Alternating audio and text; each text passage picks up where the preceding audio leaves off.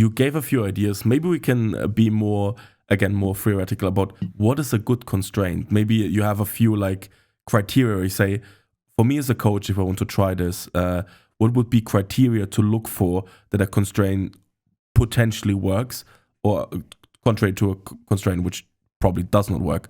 Did you think about that, or did you have something in mind?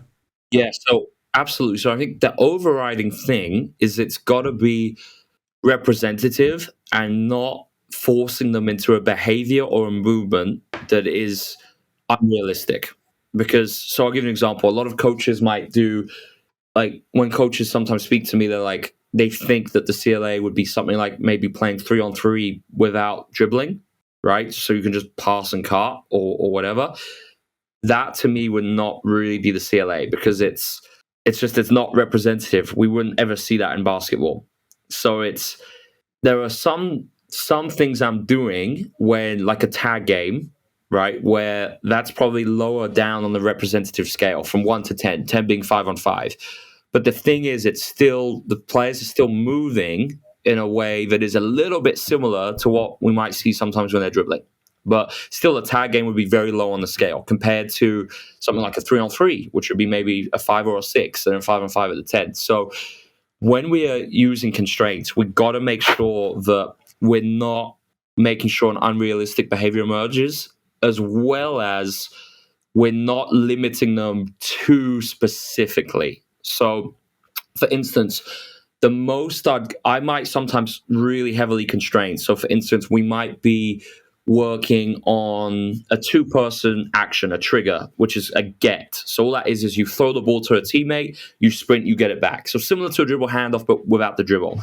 And I might just say in the 2-on-2, okay, you can only pitch and slip. So you can only pitch the ball and slip. That's all you can do offensively. Defense, you can only go under, or you can switch. So that's the most I'd constrain. But still, we don't know what could happen. So the player coming off, they might turn the corner, get all the way to the rim. They might pass to the slip player. How they pass can be different every time. Or they might get nothing, and they might have to re-trigger. So even when I constrain it and heavily constrain at certain times, I'm not telling them how to move. And that's the key difference, Ben. I'm not saying, this is the technique, this is the way precise I want you to finish. I might play in a 1-on-1 and say, you got to finish off 2 feet. The difference is I'm not telling them how the footwork is, what it should look like, etc. I'm letting them explore and finding different ways that they could do that. I want to try to close the loop. And it's different. Yeah.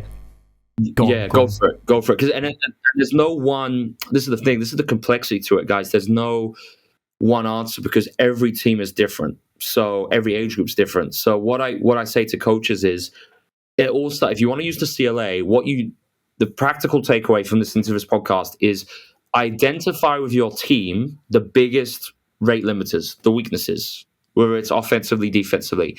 And this is where it starts, because most coaches would just be really general and say, better defense, better offense. No, it has to be something highly specific. So our switching pick and roll coverage is not good enough because we're not aggressively switching, and the on-ball defender often gives up rejects, or when we do switch, they don't get underneath the roller enough, so we're giving up easy rolls. So something like really specific. So the idea is then you make a priority list. So what do we think are these rate limiters that are hurting us the most, or if we could solve them, could make a biggest impact on performance? And I do these combined offense and defense, because sometimes you might have more offensive things than defensive things. So once I have a really clear picture of the rate limiters for a team after observing them, and this is often what I do in my consulting stuff, I basically just watch the team and identify these rate limiters in a way that might provide some simulation to their coaches. And then once we have these identified, we can do them for the players, individual players. And this is what gets to, I call it a PDP, a player development plan. So this is a lot of the work I've done in Portland. So, what are the rate limiters for every player individually? So now once we've had these, and that's a big project, because to do it well, it takes time. And you're probably, hopefully, going to involve your whole staff and people in other fields, not just the coaches, like, in the weight room, etc. Now we get to the most important thing. How can we create the small-sided games with constraints to solve the rate limiters? And that's where we start thinking deeply. And often what I do, guys, I just lock myself in a room. Once I have these rate limiters, I have big sheets of paper, I play some relaxing music, and I'm literally just drawing, like, what's a small-sided game with a constraint that would solve this for this player? Then I'm looking for similarities between different players on a team. So one player might need to improve their ability to navigate picks when we're in drop coverage defensively, while another player really struggles punishing the drop and they can't create advantages against it. So great, that's what I call a complementary pairing. So we might want to put them in the same small-sided game and have one always on D, one always on O. So it's a highly complex, highly nonlinear process. There's no cookie-cutter methodology to this. And I think this is what maybe puts coaches off, because to do this well, it does take time, but the results, you just can't compare them to the dominant approach because of how specific this is.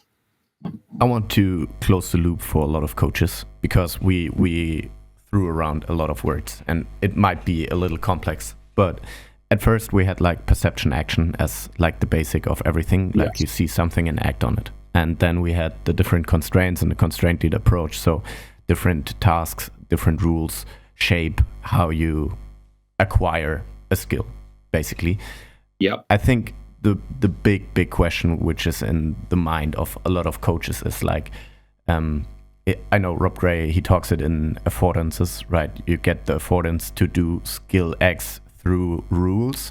For example, in a layup, you design the space and you design the rules.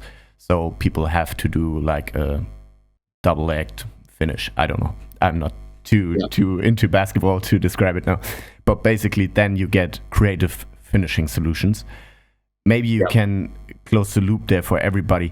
Why do you think small-sided games and the games approach and how to design it are so superior for skill acquisition? Like, how does it work that a player sees something and then gets the skill done? Because I think the biggest point for a lot of people is you have to train 1 against 0 to get like the pattern, as you said early in the podcast, and then you can bring it into a game.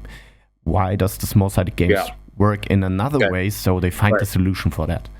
So for me, this all comes down to understanding what skill is. So what I often do, and actually I did this with the NBA last week. So I actually had the chance to do a big project for the NBA. I designed their whole new curriculum worldwide for youth basketball, entirely based on CLA. So I was presenting this, and what I did at the start for the people in the presentation was I asked them to go out and design an activity, and I gave them 3 options: a passing, a finishing, or a shooting activity. And obviously, works in my favor. They all do drills and teaching techniques, right? It's great. So then what I did is I asked them to they were in groups of 3, and one person in each group went to another group, and I said, the one person who's changed, you are now the defender, and your job is to be as disruptive as possible. And I want in the same groups, I want you to try doing the same techniques that you're just teaching each other with the defender. And you can guess what happened. Not a single technique emerged as it had been practiced. Completely different, right? And this is why we get to an understanding of human movement and skill. So what is skill? A lot of I asked this question to 2 NBA teams when I presented to them. Every answer I got was completely different. So this is why if we don't have this on a staff an understanding of skill and what it is, how can we actually create good conditions for developing it?